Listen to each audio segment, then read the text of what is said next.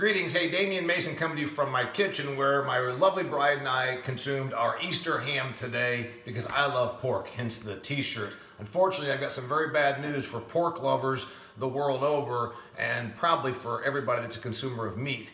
Just today, Easter Sunday, Smithfield, the world's largest pork producer, announced that they're going to close indefinitely their pork processing facility in Sioux Falls, South Dakota. This facility processes about 5% of the United States of America's hog production.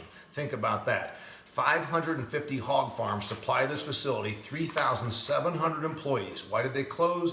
Because 293 of them so far have tested positive for COVID-19. This facility wanted to remain open to keep our grocery stores' shelves stocked, and unfortunately are being forced to close. It's indefinite. This is not the only meat plant closure. Several others were announced last week because employees contracting coronavirus, because this is not a job you can work from home and do. Processing facilities require hands on deck. The tragic part of this, of course, is we're going to see supply chain disruptions, and many folks, consumers of meat, producers of meat, all of us are going to be impacted very, very badly. The first thing to understand is why can't we just stop taking the pigs there? Well, because this is a pipeline. You know, every day hogs are in the pipeline coming from the farms to these facilities. It takes 5.5 months roughly for a piglet to go from being born to being ready to butcher. This is not something you can just stop instantaneously. So what should you expect as a consumer? Well, first off, there's going to be a run on pork, just like there was with toilet paper.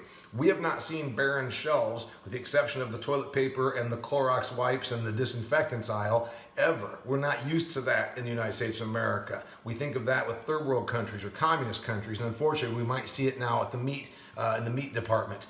We're going to possibly see price gouging, but you know, to the retailers' credit, they have not done that. The retailers did not gouge on price when there was runs on milk, when there was runs on eggs, so I don't see that happening. Credit the retailers for doing their job of keeping our stores and our people fed.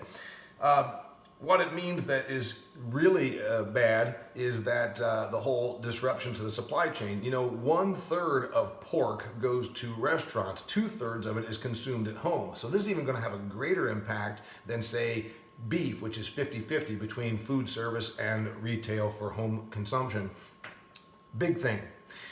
Just like we saw milk being dumped at the farm, we saw eggs being broken from big processors of and producers of chicken and eggs, and we've seen produce from the nation's produce farmers being plowed under because it can't get to consumers. Now we're going to possibly see hogs, fattened hogs, being destroyed and pushed into pits with bulldozers rather than being processed. Hungry consumers that want pork are going to be screaming bloody murder. Why are they doing this? And the answer is there's fattened hogs and there's hungry consumers, but there's no in between. There's no processor in the middle to make the two come together, and it's very tragic for everybody.